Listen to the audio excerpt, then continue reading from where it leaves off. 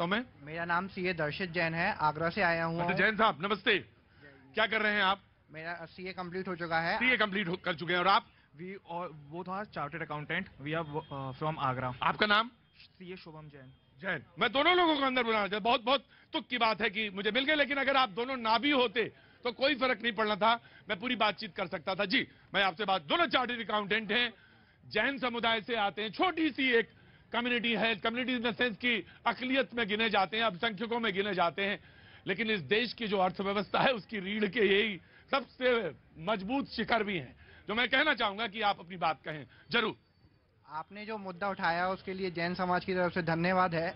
बस इस मैंने कोई काम नहीं किया, मुझे तो ये पहले करना चाहिए था, और मैंने किया भी 2 दिन पहले डिबेट में। जी 24 में से हमारे 20 तीर्थंकर वहां से मोक्ष गए हैं। ये सिर्फ हमारे सम्मिश्र शिखर की बात नहीं है, ये तो मानवता की बात है। जो तीर्थ पवित्रता के लिए बना हुआ है उसको पवित्र ही रखा जाए, उसे पर्यटन क्षेत्र न घोषित किया जाए। ये सिर्फ हम जैन लोगों के लिए नहीं, जितने भी धर्म है इस हिंदुस्तान के अंदर सबकी आस्थाएं जुड़ी हैं उससे, तो इसलिए सम्मिश्र शिखर को पर्यटन घोषित ना करके उसको तीर्थ क्षेत्र की मान्यता ही रखी जाए। जी सर, जैसे हिंदुओं के लिए अयोध्या एंड सिखों के लिए गोल्डन टेम्पल है, मुसलमानों के लिए मक्का है, वैसे हम जैनियों के लिए सम्मेद शिखर जी वही मायने रखता है। और वहां पे 2-3 सालों से केस चल रहा है, वहां पे लोग जूते पहन के जा रहे हैं, पान सुपारी खा रहे हैं, थूक रहे हैं, वेदियों के पास पीक के निशान मिल रहे हैं। ये इतनी घातक बात है, बहुत दर्द होता है जो हम टीवी पे हम देखते हैं, पढ़ते हैं। अब कल 9 तारीख को हमारे आगरा में भी इसके अगेंस्ट रैली निकाली जा रही है, सब जगह रैली। 10 तारीख को धार में, मध्य प्रदेश में बहुत सारे जैनियों का पूरा आंदोलन है, जयपुर में लगातार चल रहे हैं, जैन मुनियों ने प्राण तक त्याग दिए, तो तमाम सारी चीजें सामने हैं, और इसको लेकर आप 17 को सुनते हैं कि केंद्र सरकार इस पर कुछ बात करेंगे। मैं अवधेश जी यहाँ पे मौजूद है, मैं आप दोनों को यहाँ पे आमंत्रित। जी जी कांग्रेस को वो जैन नहीं दिखेंगे। अरे रुको यार, तुम हमेशा कांग्रेस बीजेपी करने लगते हो, अजब आदमी हो यार तुम, अरे अजब आदमी है यार, हद हो गई। पर तुमको यहाँ भी कांग्रेस बीजेपी दिख रहा है, मतलब वो ये कह रहा है आदमी तुम्हारे सामने, चार्टर्ड अकाउंटेंट है, कह रहा है कि वहां पे पान की पीक लोग फेंक देते हैं, आप उसको पर्यटन स्थल घोषित कर रहे हैं, और यहाँ पे कांग्रेस कहाँ गई, बीजेपी आ गई। रुको, गजब आदमी है भाई। सही बोल रहे हैं वो, क्या सही बोल रहा है वो, आप डांटिए मत। कांग्रेस कैसे नहीं है, वहां सत्ता में कौन है? झारखंड मुक्ति मोर्चा और कांग्रेस की सरकार है। एक तरफ आप अल्पसंख्यकों पे अत्याचार पर आंसू बहाएंगे, दूसरी तरफ अल्पसंख्यकों के आस्थाओं से खिलवाड़ करेंगे आप। क्या मुद्दा है इसमें? क्या सरकार को बेनिफिट है? क्या रुचि है सरकार की इसमें? जब इतने लोग मांग कर रहे हैं और जैन समुदाय, इतना सभ्य समुदाय कभी सड़क पर नहीं उतरता है, पहली बार सड़क पर उतरना पड़ गया, ये सोचनीय है मामले। अधिसूचना किसने जारी की, किसने फरमान दिया? हो गया। आप बताइए ना, हो नहीं गया, यहीं से शुरू होती है ना बात। मूल बात यह है कि वहां की सरकार हो या केंद्र सरकार हो, यदि वहां के स्थानीय लोगों से बातचीत करके इस विवाद के बारे में पहले से यदि संतुष्ट करते, उसके बाद में ये घोषणा होती, बेहतर होता। लेकिन ये दोनों वहां के लोगों को, आदिवासियों को और जैन समुदाय के लोगों को बांटने के लिए, अपने लाभ के लिए, केवल राजनीति करने के लिए लोगों को बांट दिया, और इस तरह से यह अधिसूचना जारी करके इस तरह से विवाद पैदा। देखो, मैं आ गया, अवधेश जी आप ही के पास आ रहा हूं।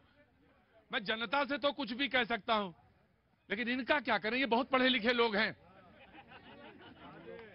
बहुत पढ़े लिखे लोग हैं। मैं सोच रहा था कि इस मामले में तो नहीं भाई साहब, मेरे से गलती हो गई, मैं माफी मांगता हूँ आपसे, मैं माफी मांग रहा हूँ आपसे। मैं माफी मैंने नहीं मांगी कभी, लेकिन मैं माफी मांगी नहीं कभी, मतलब ये कि जहां गलती हो जाती मांग ले, तो मैं आपसे माफी मांग रहा हूँ। अब आप नहीं, अब आपको जो कांग्रेस को कहना हो, गरियाना हो, करिया लीजिए, फिर मैं आगे जाता हूँ। मैं यही कहता हूँ बार बार, 20 करोड़ 20 लाख ये संविधान, अगर संविधान से चलाना है तो संवैधानिक बात करो, अगर धर्म से चलाना है तो फिर काशी मथुरा क्यों नहीं दे देते? तुम मानवता के नाते दे दो ना, इतने बड़े दिल दिखाओ तुम, बहुत बड़ा दिल है तुम्हारा। माइनॉरिटी में क्या नाम हो गया आपका? नवीन कुमार सिंह। अरे तो ठाकुर साहब इतना गुस्सा क्यों है मेरे ऊपर? मैं अभी जैन वालों पे बात कर लें और फिर हम काशी मथुरा बाकी है, फिर काशी मथुरा बाकी है, आ रहा हूं, रुको। मैं यही कह रहा था कि ये होने यही लगेगा थोड़ी देर में। काशी मथुरा बाकी है, काशी मथुरा बाकी है, आ रहा हूं, काशी मथुरा बाकी है, आ रहा हूं। जी अवधेश जी। देखिए, ऐसा है कि संसदीय लोकतंत्र है तो राजनीति पर बात होगी किसी मुद्दे पर जरूर हो, और चूंकि संस्कृति मंत्री भी वहां के जो है जिस पार्टी की कर रहे थे उसी के हैं, और अल्पसंख्यक भी हैं। देखिए, ये जो घटना है, ये इसको थोड़ा इतने सामान्य नहीं है। ये बताता है कि आजादी के बाद से हमारे देश के नेतृत्व ने भारत को किस ढंग से आगे बढ़ाया और सोचा है।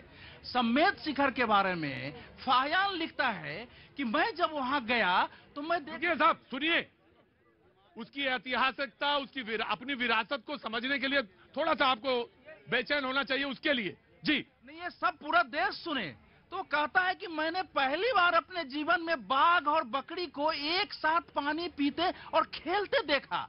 वो लिखता है उसके बारे में, उसका सम्मेद शिखर के बारे में आप पढ़ेंगे वहां पार्श्वनाथ क्षेत्र के बारे में तो आप दंग रह जाएंगे।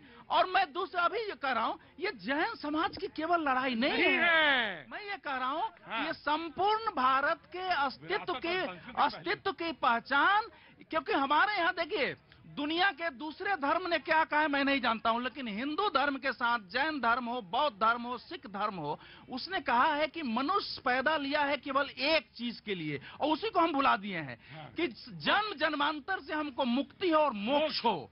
तो भारत में जो गांधी जी कहते थे कि मनुष्य पैदा लिया है ईश्वर को जानने के लिए, वो सारा काम करता है लेकिन केवल यही नहीं करता है। तो ये भारत का नेतृत्व ऐसा होना चाहिए था, हमारी सारी व्यवस्था जो मनुष्य की उस क्षेत्र में ले जाए तो मोक्ष का वो क्षेत्र। आज न जैन कह रहे हैं, आज तो हमने जैन धर्म बौद्ध धर्म बना दिया, उस समय जैन और बौद्ध जो थे वो हिंदू धर्म के अंदर ही लगा कि ये बुराई है, उसके लिए रिफॉर्म के कारण पैदा हुए थे।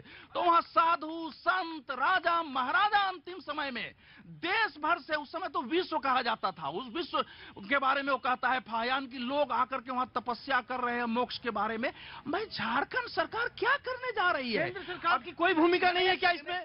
केंद्र सरकार भी क्यों नहीं बोल रहे? नहीं, राजनीति यहीं से शुरू होती है। आप इसको दरकिनार नहीं कर सकते, आप इसे दरकिनार नहीं कर सकते।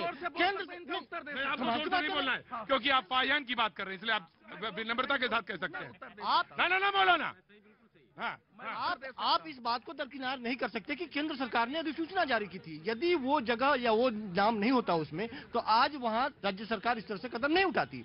तो आप इस बात को दरकिनार करके केवल राज्य सरकार पर यदि जिम्मेवारी डालना चाहते हैं तो राजनीति तो आप शुरू कर रहे हैं।